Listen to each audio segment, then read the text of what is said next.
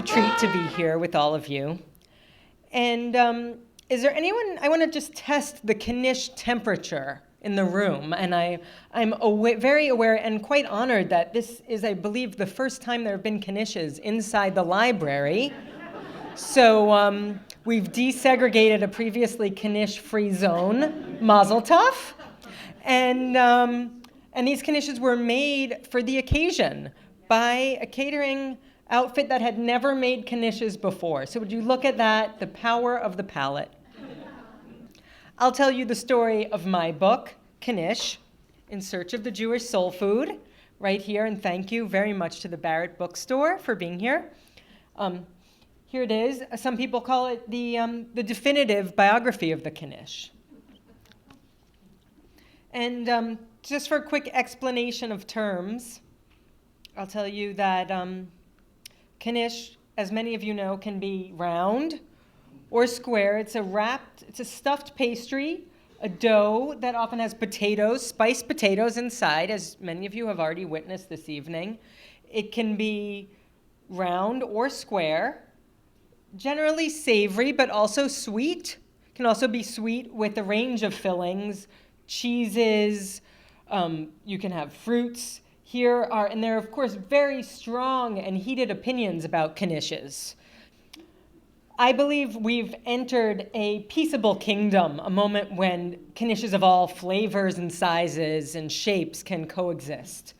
And I will say that historically there have been perhaps not triangular Knishes exactly, but semicircle Knishes. And I have heard of Knishes, Hamantaschen, Knishes made in the shape of Hamantaschen. So Hamantaschen filled not with prune or mun or apricot, but with potatoes. My Knish story begins in Brooklyn, New York, at a Knish shop called Mrs. Stahl's. Familiar to anyone here? Mrs. Stahl's, you see, the nice thing is this picture's from the 80s, but skinny jeans are coming back. So another thing that's full circle. This shop was underneath the elevated subway. It opened in the mid-30s. If you look under the word Knishes, in very small print is the name Weingast Brothers. These were the second owners of the outfit. And it was written up, and there were ads in local papers. Here's one, strolling violins. Of course, that's a joke. That's tongue-in-cheek. No, there was an orange Formica counter is more like it. There was not this, ambient, romantic candlelight atmosphere. Well, with a little imagination. And when I was growing up, this is more the portrait of Mrs. Stahl's. The woman behind the counter was from Puerto Rico. The neighborhood was coming to be known as Little Odessa because of the influx of so many Russians. And the shop actually took on a roommate. It's called Eastern Feast is what the Cyrillic says. The Knishes were large. They came in flavors like kasha or buckwheat, potato, of course, different vegetable medleys, sweet, cherry cheese was another favorite. And as I said, for about 70 years, it was located beneath the elevated subway. And then in 2005, I went there. And it was a place that was important to my family. My grandmother was lucky to live in senior housing near there at the end of her life. So the relationship between Mrs. Stahl and my grandmother I sort of thought they were almost the same person. And when my grandmother passed, I would go there to the shop to summon her. It was a portal almost to another time and this connection, this familial connection. It was a Subway for many years, and then in 2005, it became a Subway sandwich shop, right? So I didn't know what to do. I was really beside myself, and I wanted to mourn with the greater Knish community, but I wasn't sure how to find them. There was no forwarding address, no website, no phone number. My father, who had grown up with these Knishes and whose parents had introduced them to him, felt like it was inevitable. So I needed to share this loss with others. And I started by calling the community board and different local organizations. And I found a woman named Pat Singer who felt as I did. She put me in touch with the last known owner of the business, Les Green, who was living in Rockland. And he told me that he had sold the recipe to none other than Mike Conti, the owner of an Italian pasta factory, obviously, in Vineland, New Jersey. Interesting, because Vineland, southern New Jersey, was once known as the home of Jewish chicken farmers. And Mike Conti, whose family came from Abruzzi, Italy, also an immigrant family that had come up in food. Originally, they had pizza shops. They turned to pasta making. He made his kitchen kosher so he could continue producing these knishes. He produced them by machine, and he finished them by hand. He had the women who had made Mrs. Stahl's knishes in the city teach him how to finish them by hand in his factory, and he shipped them back to the tri-state area. Even today, if you go to the bagel shop in Great Barrington, Massachusetts, you will see a sign for Mrs. Stahl's knishes. So I will say that Mike Conti's business has since morphed to be much more in the gluten-free arena. So he's making fewer and fewer knishes, but to my knowledge, he's still making knishes according to the recipe of Mrs. Stahl's. Meanwhile, on street carts in New York City, you can certainly get a square knish. Your Gobilla's is the prevailing brand. And I like to call here, they're sold alongside a Jamaican beef patty, which I like to call a knishing cousin. Knish took hold in the U.S. along the Brooklyn shore. This is Coney Island in the parachute jump. This is Gobilla's, which I just mentioned, is still the largest producer of knishes. Here's what I believe to be the first Knish mobile. This is Elias Gabay, the founder, on Mermaid Avenue in Brooklyn. Now, he was a Sephardic Jew born in the former Yugoslavia in a town, I kid you not, called Knish. He was a shoemaker, and there wasn't a market in the U.S. when he arrived in the 1910s. His wife made blintzes, and someone said, Bella, the blintzes are good, but how about a knish? She made them. She sent her husband out with a pushcart. After a few years, they opened a factory in Williamsburg, Brooklyn. And from there, right after the closing of Mrs. Stahl's, within 6 months, my friend sent me a newspaper headline from the Post that said, Knish plant bites dust. And actually, it was Gobilla's plant going into self-imposed exile in Copeg, Long Island, Suffolk County. That's where they had the fire. Still operating today. Of course, they call their product, the square knish, a Coney Island knish. My theory is that it's fried and it's Coney Island style because since it's fried, it's sealed and no sand can get in. But that wasn't the only knish outfit on the boardwalk. Many people remember Shatzkins quite fondly. Joseph Heller, the author of Catch-22, mentioned Shatzkins knishes in his autobiography, which I'm sure you can get at this library. Another knish outfit was Hirsch's. And here I will say that the sons of Shatzkins and Hirsch both went on to become attorneys. Who knows? 40 cents, yeah. And it was kosher, if you look at the kosher sign up here. So, but the latest, about 5 years ago, 5+ years ago, I was back at Coney Island looking for some knish action. And here, ladies and gentlemen, you are looking at the world's leading knish eating champion. Now, he ate about 5 square knishes in 4 minutes. I think over time, between now and the start of Passover, you can do better than that. You know, in moderation. Joel Podolsky from New Jersey, he said the secret to his success was that he was a blue-collar guy. And, of course, it was his ancestral food. Knishes do have humble beginnings, chronicled by the Library of Congress, such as this photo. This is a knish, what I believe to be one of the first knish carts in the Lower East Side, coal-powered. The knishes would be kept warm because they were stored in drawers. I mean, this clientele looks kind of fancy, but my understanding is that the first, really the people who were eating knishes were more the workers of sweatshops and things like that on their lunch hour. People who didn't have a lot of cash and not a lot of time to eat their lunch. Here we have, a scene from the Lower East Side on a Sunday where one block in that area was for a time the most populous place on the planet. So if you think of that kind of, that high density and I would say accompanying squalor as two factors that gave rise to the Knish. There are still signs of Knish history on the Lower East Side. Still there. Yonah Schimmel's and its dumbwaiter.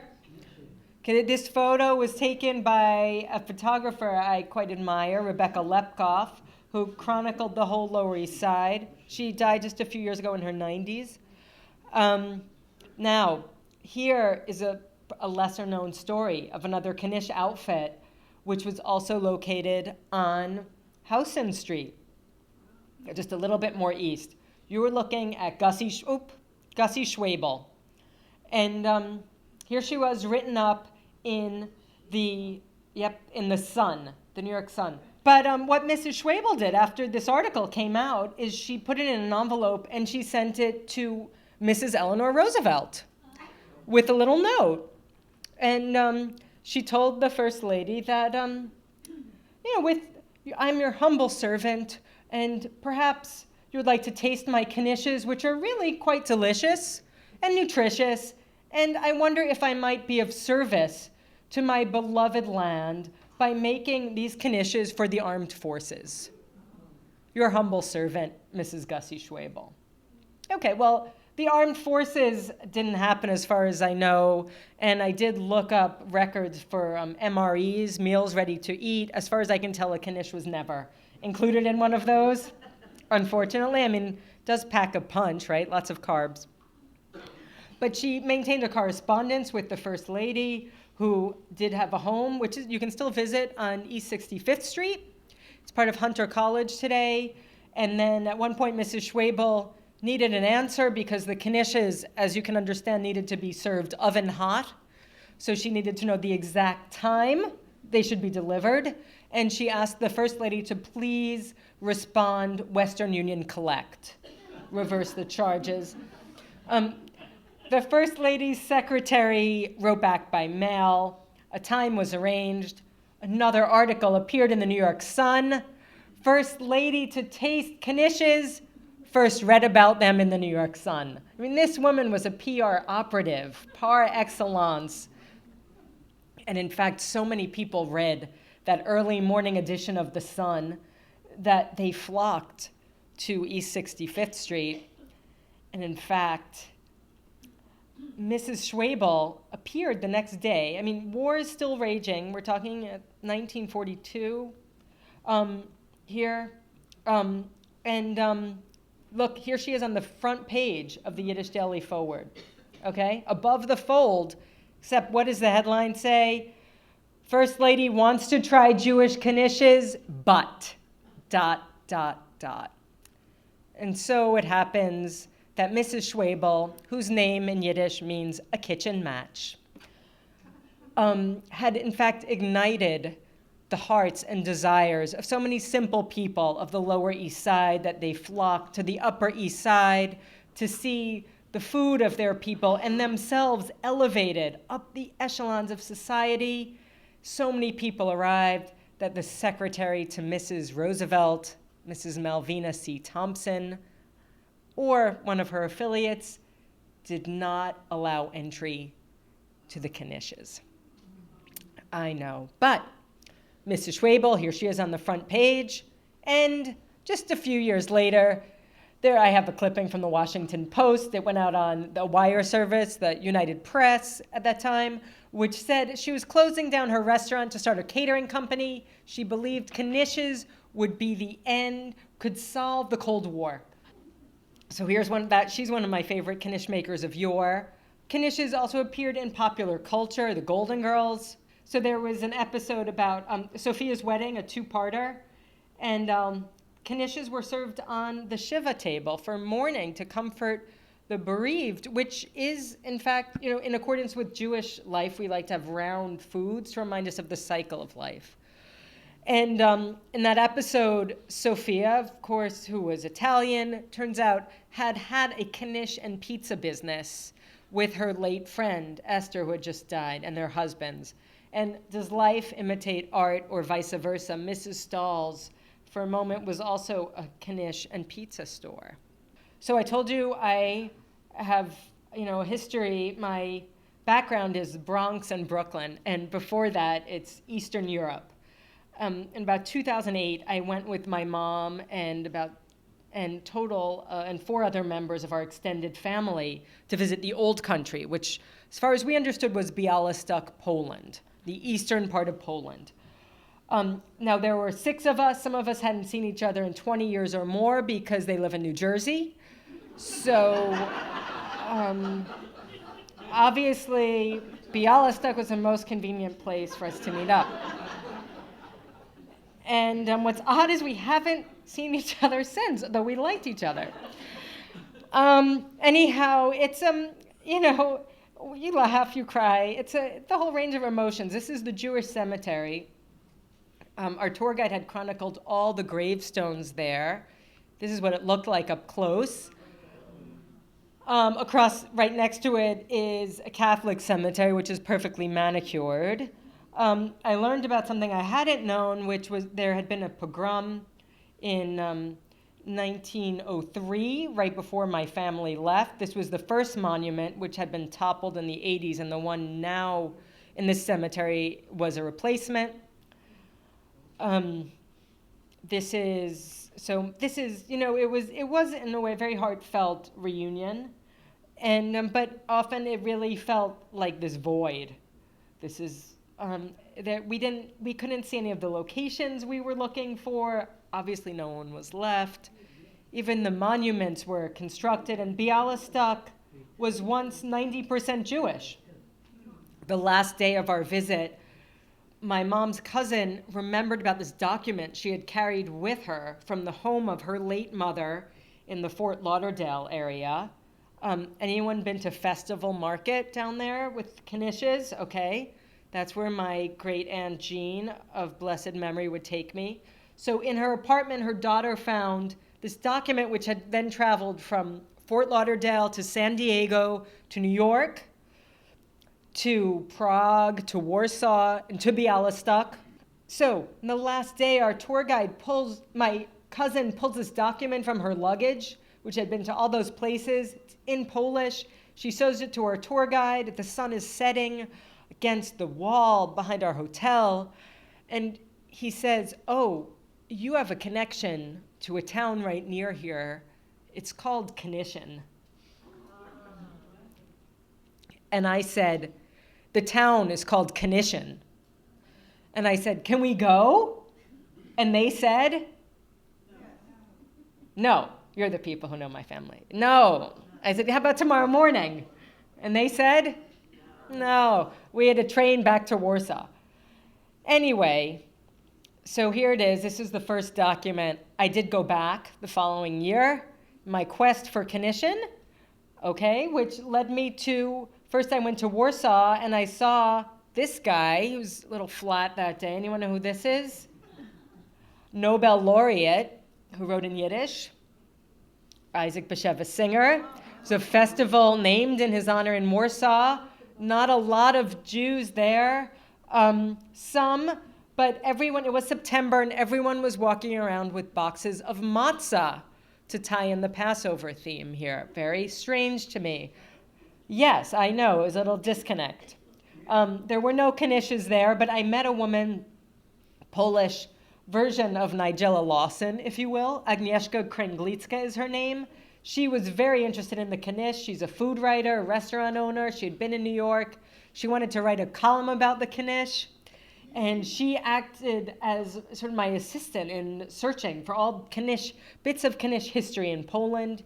She introduced me to this guy, another food critic, who drew a picture of a Knish. She said, "This is what it is. It has to be filled with meat, and it's served on November 1st, which is the day, All Souls Day, the day we honor our dead. In Poland, it's a national holiday.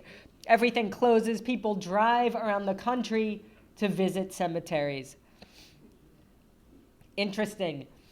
Excuse me. It hadn't occurred to me yet, but the Knish for me was also this form of memory. My close relationship with my grandmother is what sparked my devotion to this Knish research. And also in the town of Knishin, I discovered a legend that said these round pastries were served to people in mourning by professional wailers or weepers in an attempt to assuage the grief of those who had just experienced a loss.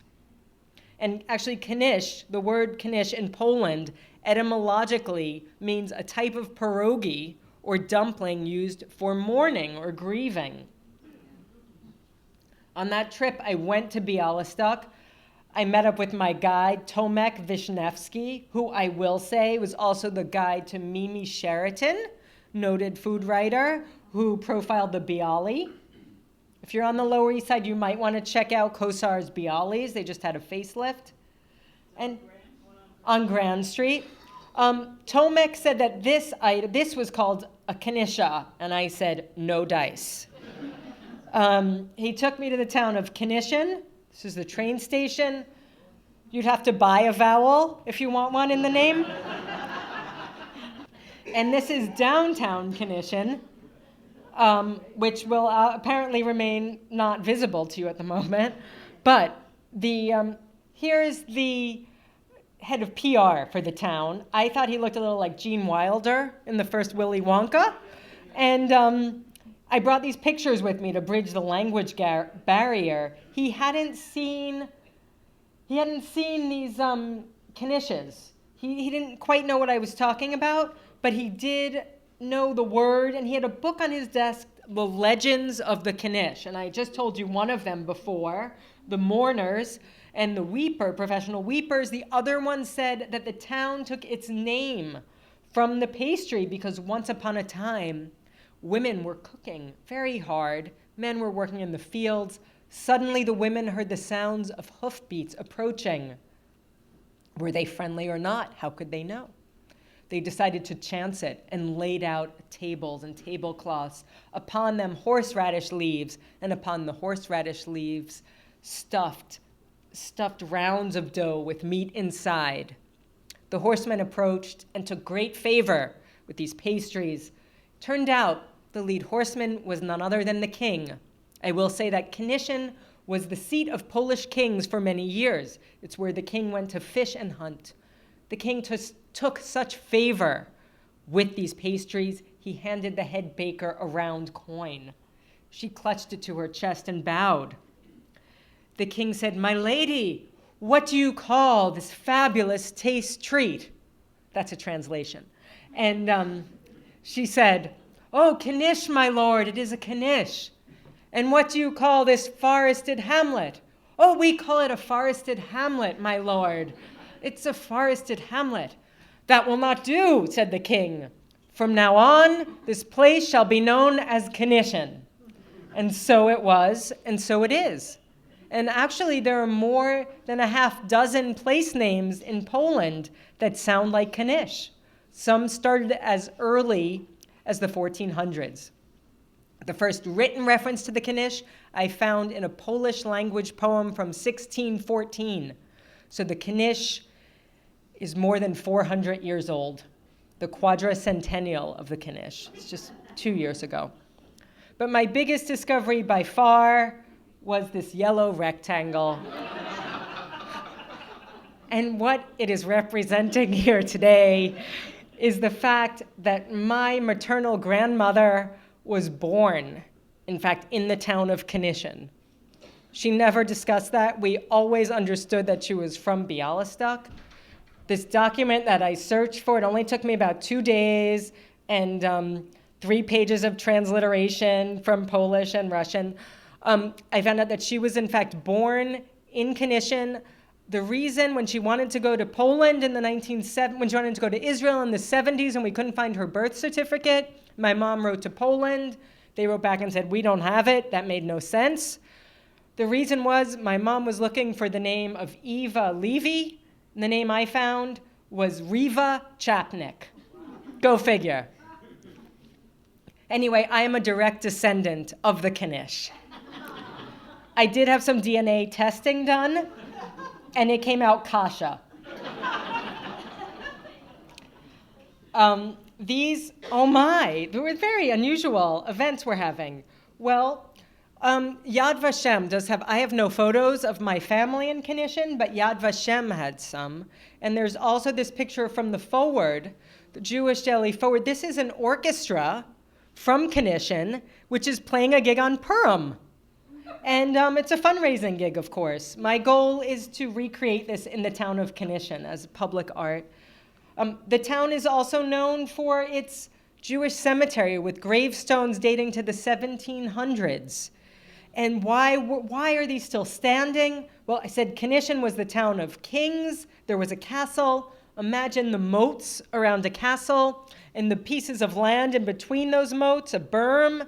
That is a land that was given to the Jewish community to bury its dead, a logistical nightmare to destroy.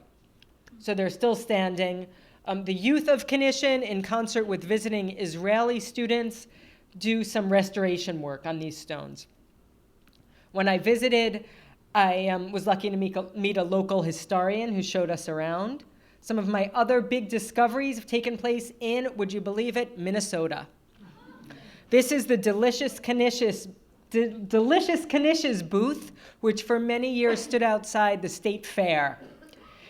In St. Paul, the Shalom Home, a senior housing facility, was located right across the street.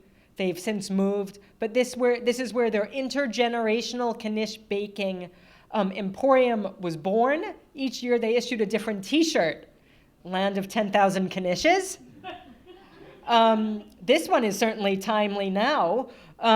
This is a year when Supreme Court judges were signed. Perhaps I should send this along to our president. But in my travels, I not only discovered Mrs. Stahl, that she was a real person, not just a mythical Knish maker, but I was invited back to the town of Knishin for their festive days where they made knishes. And this is what some of the knishes looked like. Here they are, 6 entrants. I was invited to be a judge. One of them, there was one kasha. Spoiler alert, it was the winner. My personal favorite was the horseradish one because of just a little Passover tie-in, a little, because that harkened back to the legend.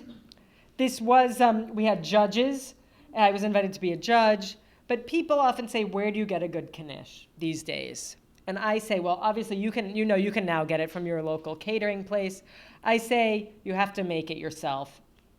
And I have, in fact, even dressed as a knish, a square knish, and paraded on Knish Alley, which is the Second Avenue, New York's Second Avenue, dubbed so because it was once the home of so many Jewish eateries, which accompanied the Yiddish theater. So there's a photo of that in my book too. And that pretty much concludes my Knish travels from yearning for the Knish to actually becoming one, and hosting Knish making parties to bring people together and conjure this shared history. Thank you very much.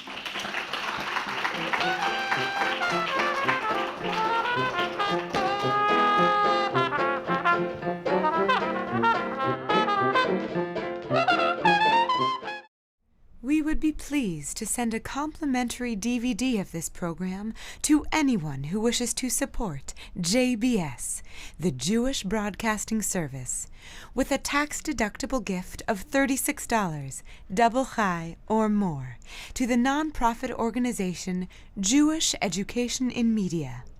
Simply visit the JBS homepage and click on the Donate button to make a donation by PayPal or your credit card. And please indicate the program for which you would like a DVD. Or you can send your tax-deductible check made out to Jem, Post Office Box 180, Riverdale Station, Bronx, New York 10471. And again, please remember to indicate which program you would like to receive with our compliments. And we thank you for your kind support.